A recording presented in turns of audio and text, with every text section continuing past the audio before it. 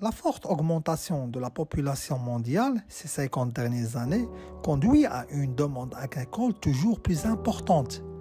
Le secteur agricole est soumis à de nombreuses contraintes.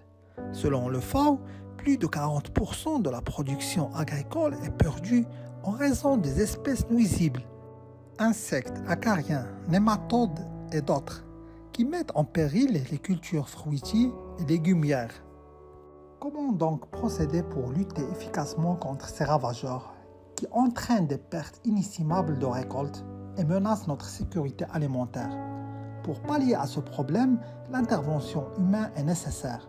L'objectif majeur est de créer et de maintenir des conditions favorables à la bonne santé des cultures.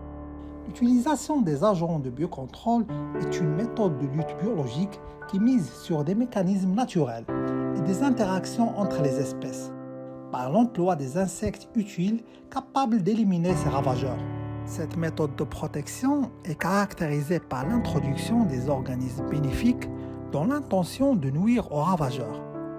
Dans cette capsule, on s'intéresse aux procédés biologiques, quelques agents de biocontrôle, comme les prédateurs et les parasitoïdes.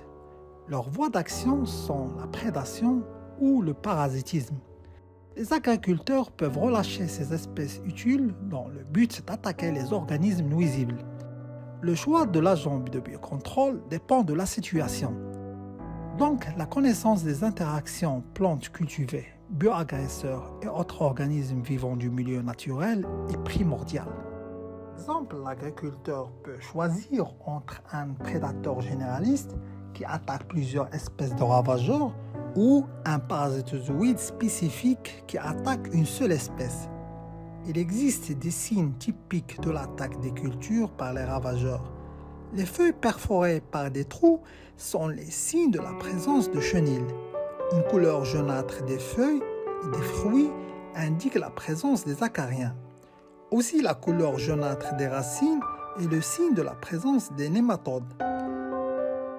Parmi les espèces qu'on peut mettre en œuvre pour lutter contre ces ravageurs, les coccinelles qui attaquent les pucerons et les typhlodromes qui éliminent les araignées rouges.